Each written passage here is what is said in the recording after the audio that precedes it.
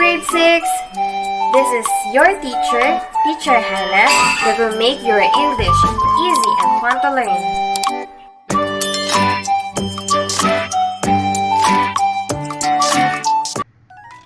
Welcome students!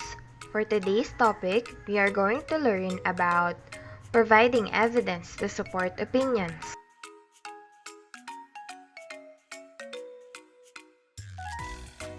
But before we begin, let me read first the most essential competency in this lesson. Present a coherent, comprehensive report on different viewpoints on an issue.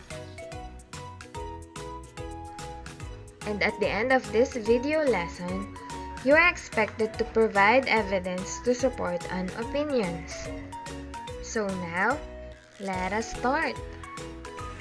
Vice President Leni Robredo, most qualified to be the next Philippine president. Are you sure? Prove it. How come?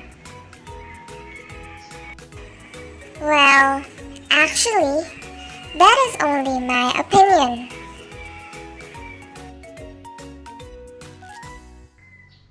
Well, in that situation, what makes an opinion valid and worth considering? Whose opinion do you value? And whose opinion do you question?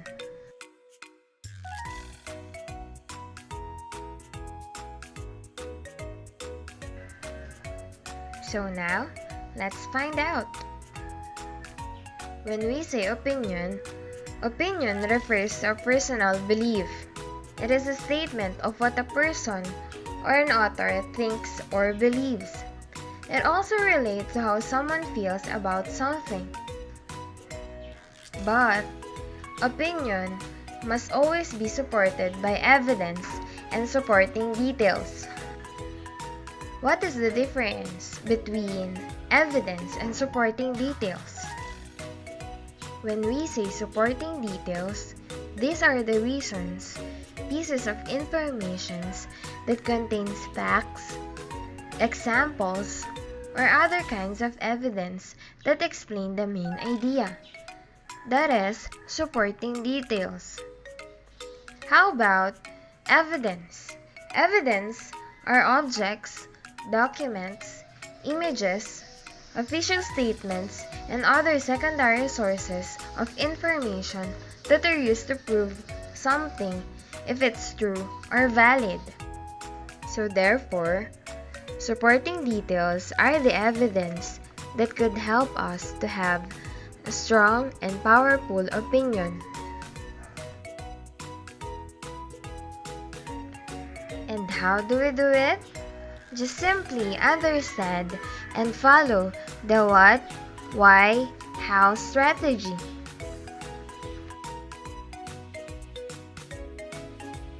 The what answers the question, what do you think? And this refers to your opinion. The next question is why, and ask you, why do you think it? And these are your reasons. And how is the question of how do you know? And this refers to your evidence. Now, let us read the short story where we could apply the what, why, how strategy to express opinion. Dugongs are warm-blooded sea animals. They are commonly known as sea cows because of their fondness for grazing on underwater seagrass. They are only aquatic herbivorous animals because they feed on plants exclusively.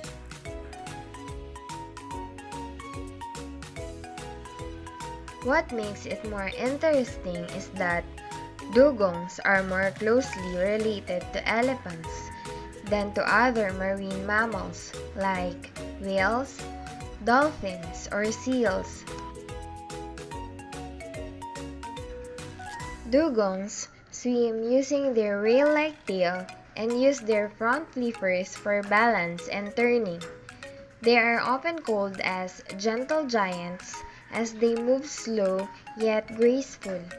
Another trait that makes them different from dolphins and whales is their ability to hold their breath for more than 15 minutes.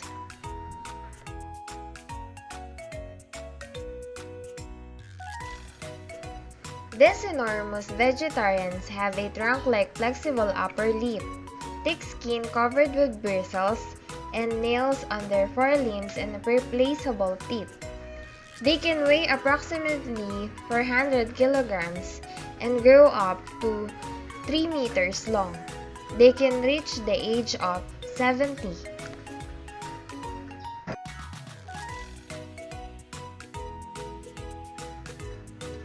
Dugongs can be found in the warm waters of the Indian and Pacific Oceans. Sadly, they are endangered in many parts of the world. Populations that once flourished around India, Africa, and other tropical islands in the Indian Oceans are now endangered due to degradation or loss of habitat, the seagrass. Large population of dugongs still inhabits in the coastal of Australia since they are protected by the law. Now, let us go back to what, why, how, strategy. Let's begin with the what. What do you think about the story? And what is your opinion about it? Well, dugongs are like elephants. And why? Why do you think it? Give us your reasons. Dugongs and elephants are both enormous. They have the same nose or trunk.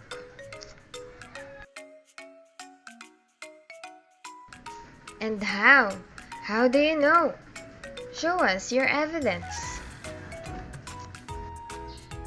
In the second paragraph, the text states that dugongs are more closely related to elephants. In fourth paragraph, it states that these enormous vegetarians have a trunk-like flexible upper lip. Lastly, the image shows that dugong has trunk-like upper lip.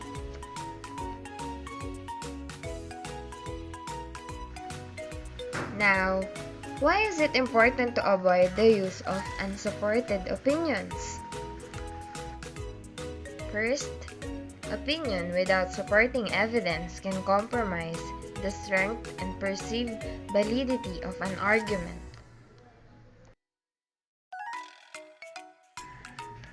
Second, opinions may offend someone who may feel differently about the issue or have a personal connection to the opposing view.